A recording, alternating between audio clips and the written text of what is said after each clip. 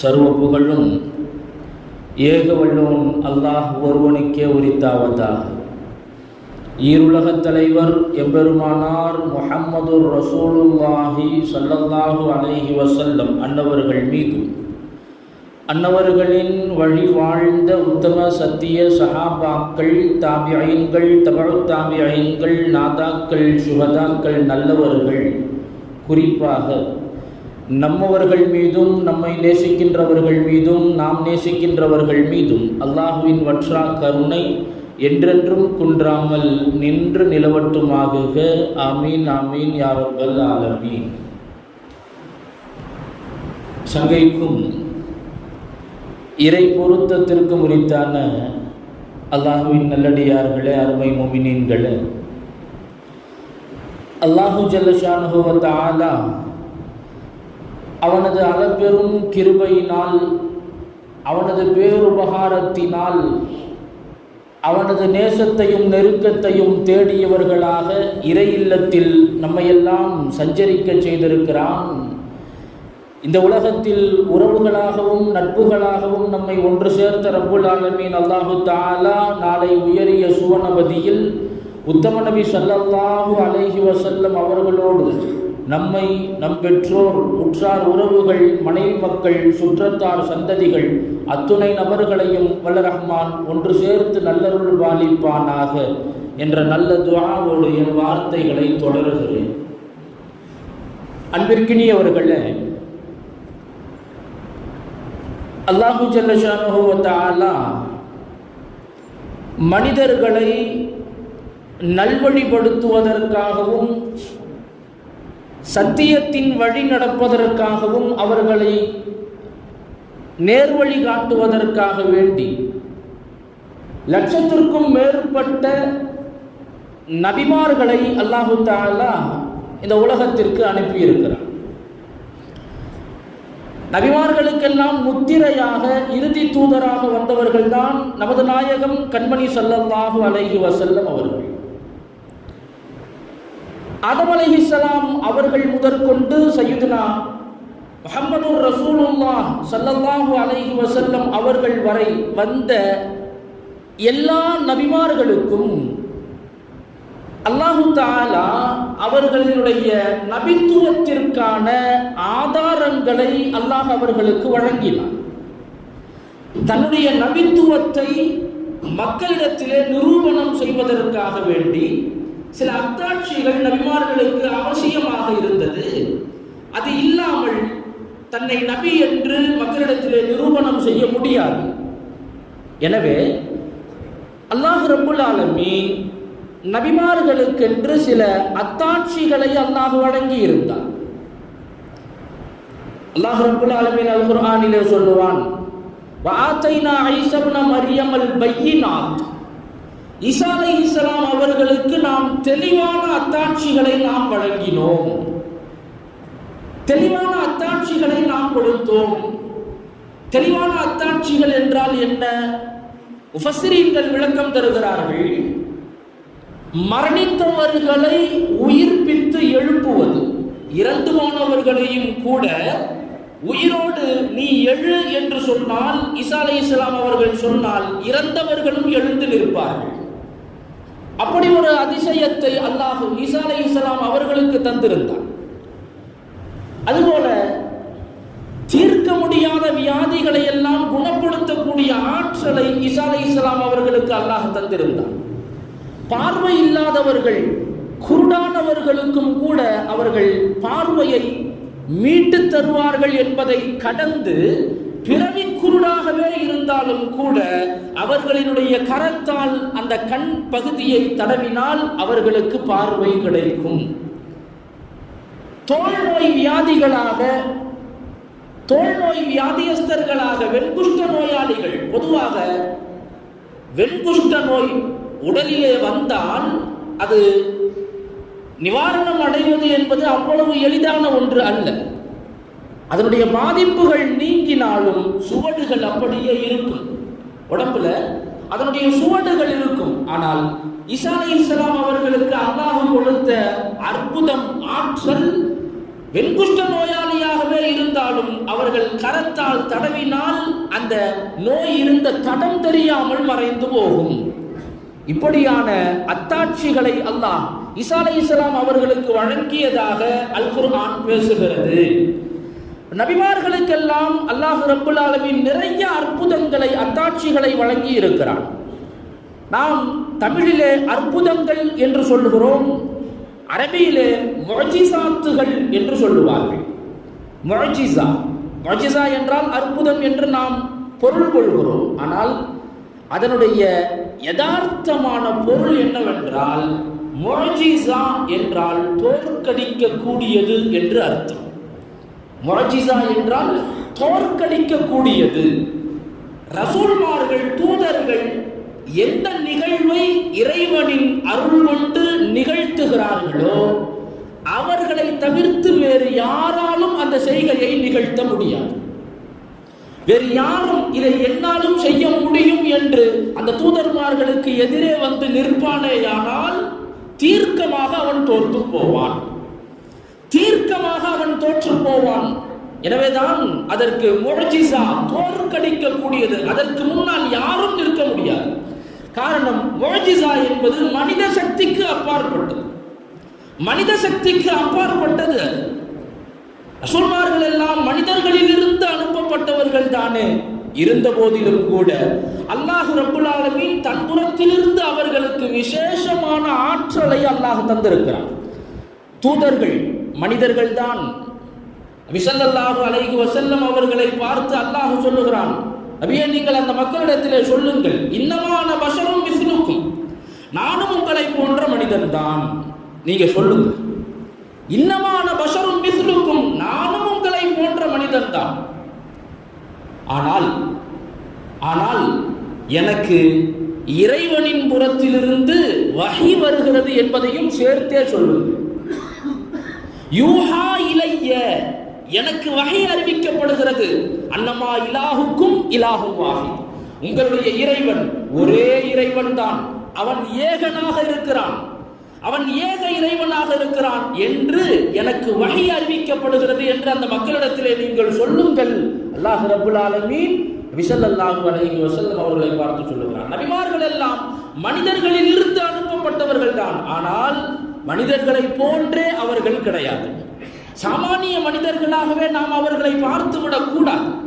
எனவேதான் ஒரு கவிஞர் சொல்லுவார், முஹம்மதுன் பஷருன், முஹம்மதுன் பஷருன், முஹம்மதுர் ரசூலுல்லாஹி ஸல்லல்லாஹு அலைஹி வஸல்லம் அவர்கள் மனிதர்தான்.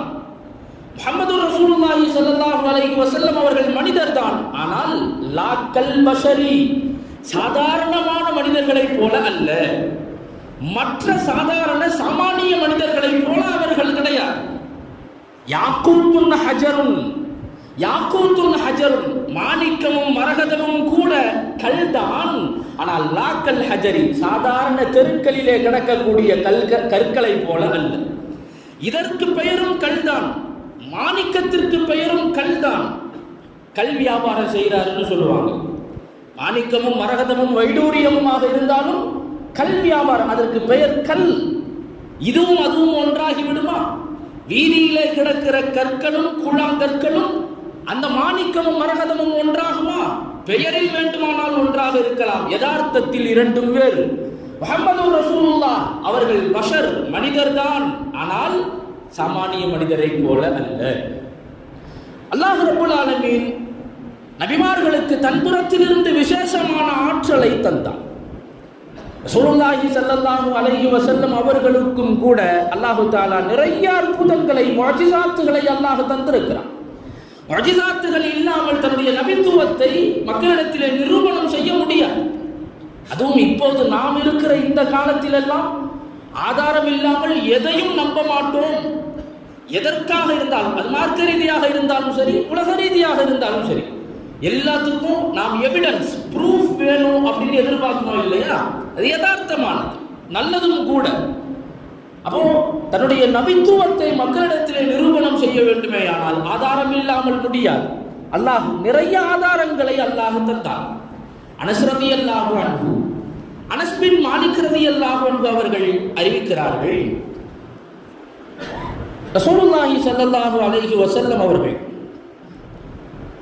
மக்களிடத்திலே தன்னை நபி என்று பிரகடனம் செய்தபோது அந்த மக்கள் எல்லாம் நீங்கள் நபிதான் என்பதை நாங்கள் எப்படி ஏற்றுக்கொள்வது, நீங்கள் நபி என்பதை நாங்கள் எப்படி ஏற்றுக்கொள்வது, அதற்கான ஆதாரம் என்ன என்று கேட்டார்கள். ஆதாரம் என்ன?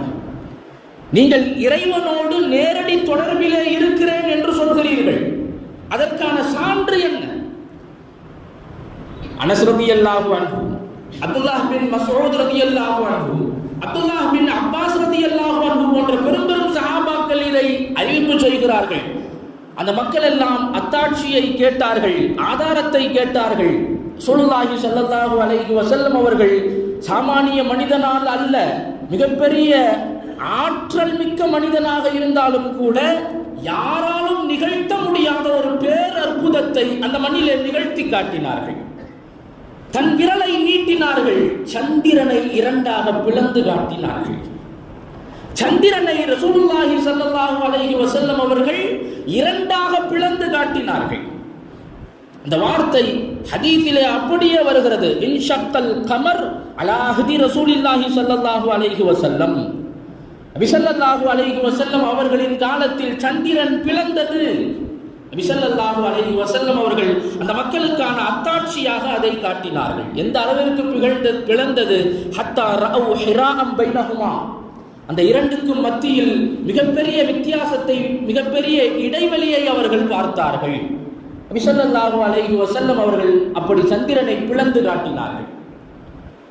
அருமையானவர்களே, இது அரபகத்து மண்ணிலே நடந்த பேரற்புதமாக இருந்தாலும், முஅஜிஸாவாக இருந்தாலும், இந்த அற்புதத்திற்கும் நம்முடைய நாட்டிற்கும் தொடர்பு இருக்கிறது, நம்முடைய இந்த இந்திய மண்ணிற்கும் தொடர்பு இருக்கிறது.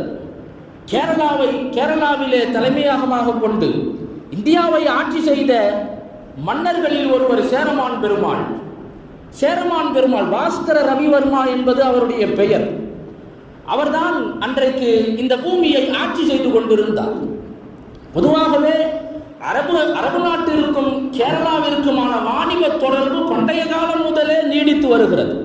அந்த காலத்திலிருந்தே கடல் மார்க்கமாக அரபகத்திலிருந்து கேரளாவிற்கெல்லாம் அரபியர்களும் வாணிபம் தேவைக்காக வேண்டி வருவார்கள், வியாபார நோக்கத்தில்.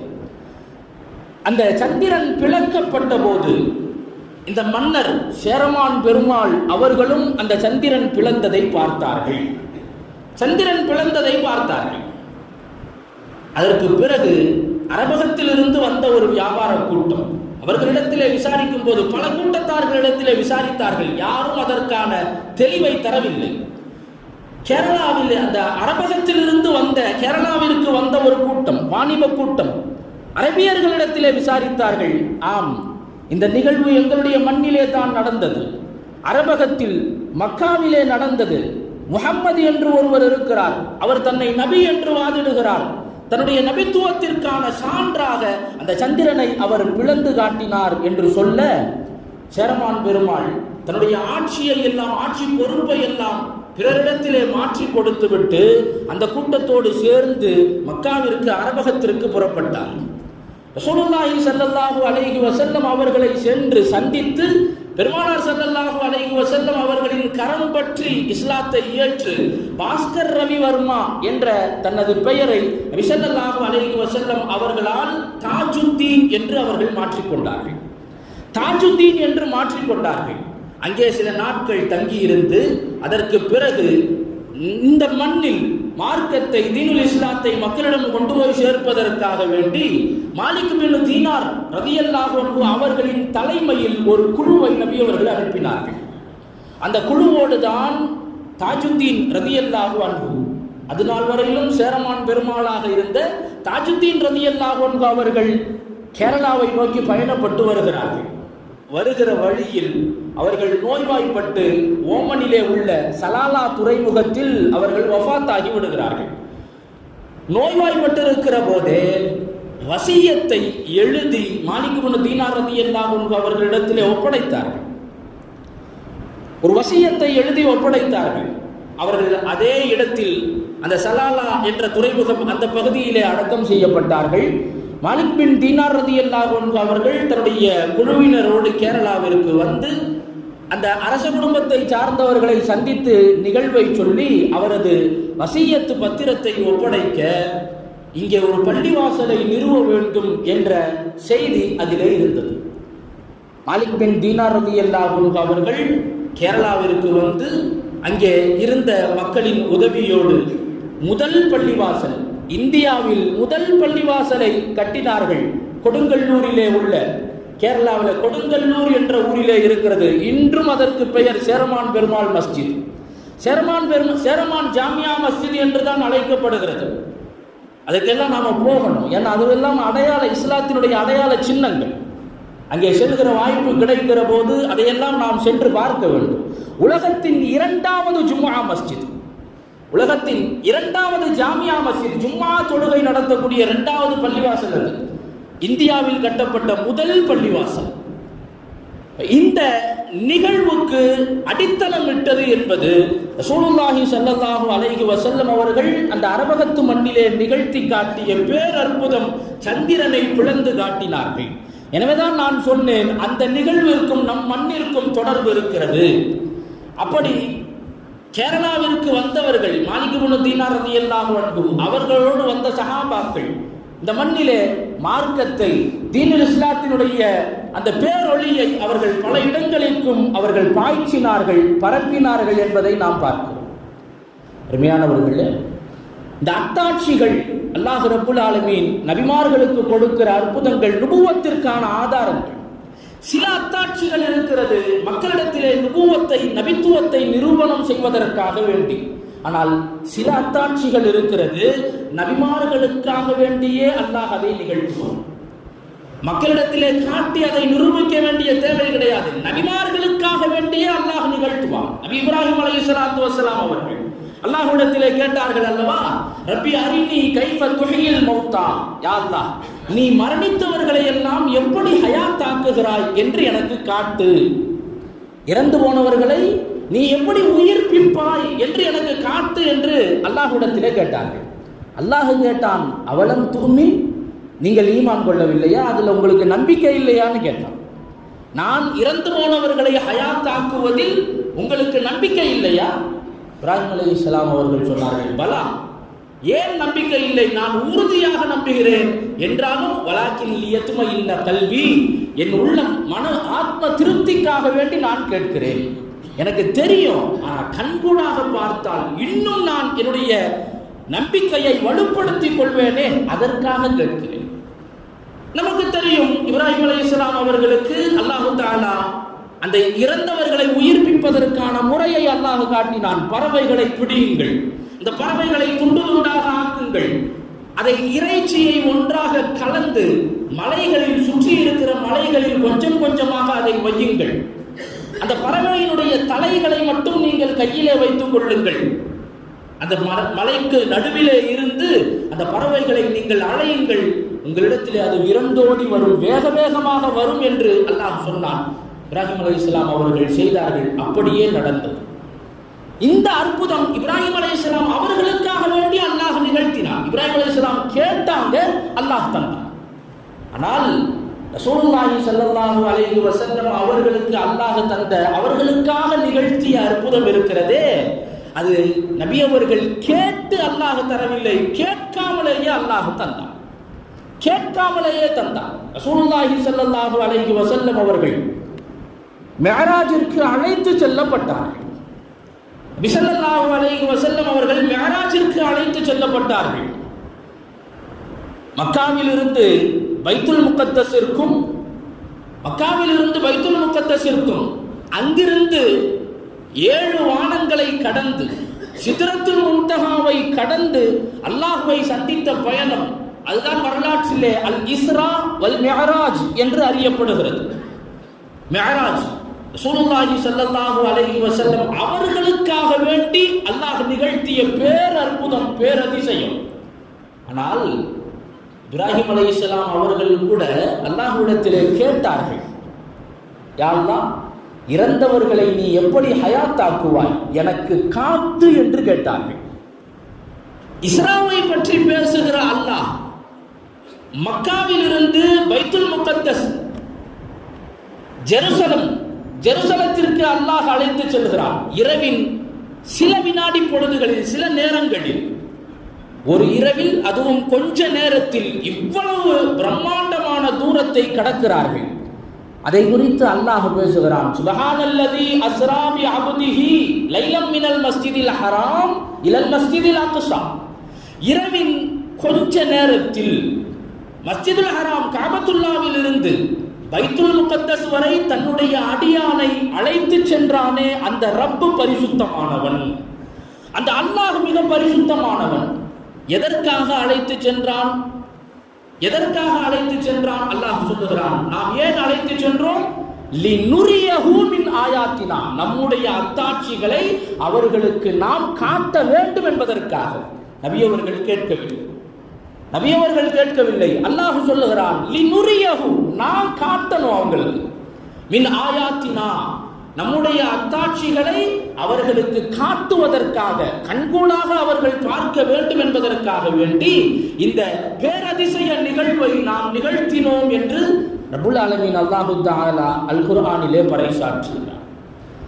இப்படி நிறைய அற்புதங்கள், நிறைய பேரதிசய நிகழ்வுகள் ரசூலுல்லாஹி ஸல்லல்லாஹு அலைஹி வஸல்லம் அவர்களுடைய வாழ்க்கையிலும் நடந்திருக்கிறது, நிகழ்ந்திருக்கிறது.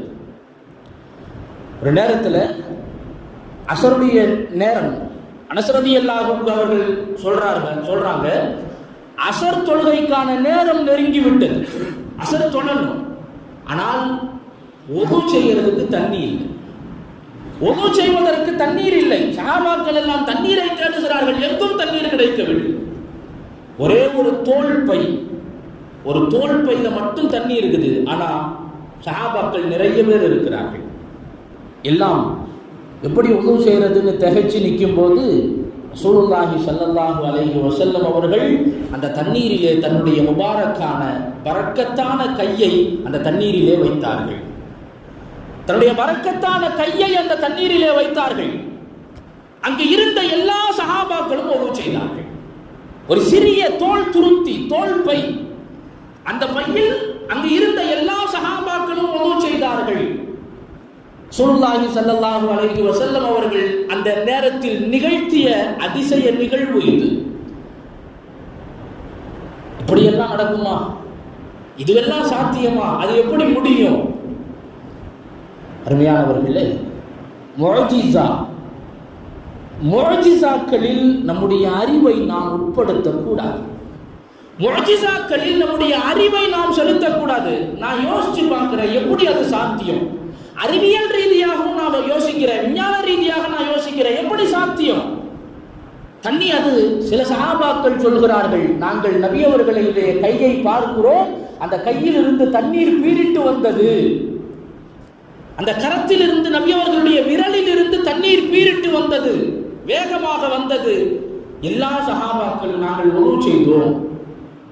முஅஜிசாக்களை பொறுத்தவரை அது நம்முடைய அறிவிற்கு பொருந்த வேண்டும் என்று நாம் பார்க்க கூடாது. காரணம், முஅஜிசா என்பதே நம் அறிவிற்கு அப்பாற்பட்டதுதான். காரணம், மனித சக்திக்கு அப்பாற்பட்டு அல்லாஹ் நிகழ்த்துகிற பேரதிசயம் அது. அதுவும் நம்முடைய அறிவிற்கு ஒத்துப்போக வேண்டும் என்று நினைப்பது அறிவீனம். அதுவும் நம் அறிவிற்கு ஒத்துப்போக வேண்டும் என்று நாம் வாதிடுவது, நினைப்பது என்பது அது அறிவீனம். இப்படிப்பட்ட பேரதிசய நிகழ்வுகள் ரசூலுல்லாஹி ஸல்லல்லாஹு அலைஹி வஸல்லம் அவர்களின் வாழ்வில் ஏராளம். இந்த விரல்களிலிருந்து தண்ணீர், அந்த தண்ணீர்ல பரக்கத்து ஏற்பட்டதே வேறு எந்த நபிமார்களுக்கும் இது போன்ற முஅஜிசாவை அல்லாஹ் தரவில்லை, வேறு எந்த நபிக்கும் தரவில்லை. இமாம் குர்துபி ரலியல்லாஹு அன்ஹு அவர்கள் அறிவிக்கிறார்கள், சொல்றாங்க, நபி அவர்களுக்கு வழங்கப்பட்ட அற்புதங்களை போல வேறு எந்த நபிமார்களுக்கும் அந்த அற்புதங்கள் வழங்கப்படவில்லை என்று சொல்கிறார்கள். அப்படிப்பட்ட ரசூலுல்லாஹி ஸல்லல்லாஹு அலைஹி வஸல்லம் அவர்களினுடைய உம்மத்து நாம், நம்முடைய நபி எப்படிப்பட்டவர்கள், எத்தகையவர்கள் என்பதை நபி ஸல்லல்லாஹு அலைஹி வஸல்லம் அவர்களின் மாண்பையும் மகத்துவத்தையும் இந்த அற்புத நிகழ்வுகளில் இருந்து நாம் உளமாற பாடமாக்கி கொள்ள வேண்டும், உள்ளத்திலே ஆழ பதிக்க வேண்டும்.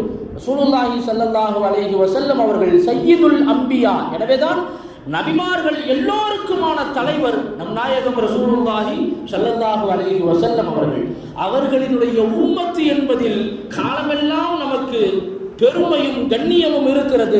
வல்ல ரஹ்மான் அல்லாஹு தஆலா அந்த பெருமையையும் கண்ணியத்தையும் இந்த உலகத்திலேயும் நாளை மறுமையிலேயும் நிரப்பமாக நிறைவாக அல்லாஹ் ரப்புல் ஆலமீன் நமக்கு வழங்கி அருள் புரிவானாக. ரசூலுல்லாஹி ஸல்லல்லாஹு அலைஹி வஸல்லம் அவர்களின் மகத்துவத்தையும் மாண்பையும் முழுமையாய் உணர்ந்து நபி அவர்களினுடைய சுன்னத்துகளை முழுமையாக பின்பற்றி வாழக்கூடிய நன்மக்கள் கூட்டத்தில் வல்ல ரஹ்மான் நம் அனைவரையும் சேர்த்து அருள் புரிவானாக. நாளை மஹ்ஷரிலே மறுமை நாளில் நபி ஸல்லல்லாஹு அலைஹி வஸல்லம் அவர்களுடைய ஷஃபாஅத் எனும் பரிந்துரைக்கு தகுதியானவர்களாக அல்லாஹ் நம் அனைவரையும் ஆக்கி அருள் புரிவானாக. நாளை உயரிய சுவனபதியில் உத்தம நபி ஸல்லல்லாஹு அலைஹி வஸல்லம் அவர்களோடு உடனிருக்கிற பெரும் பாக்கியத்தை வல்ல ரஹ்மான் நமக்கும் நம் பெற்றோர் உற்றார் உறவுகள் மனைவி மக்கள் சுற்றத்தார் சந்ததிகள் அனைவருக்கும் வழங்கி அருள் புரிவானாக.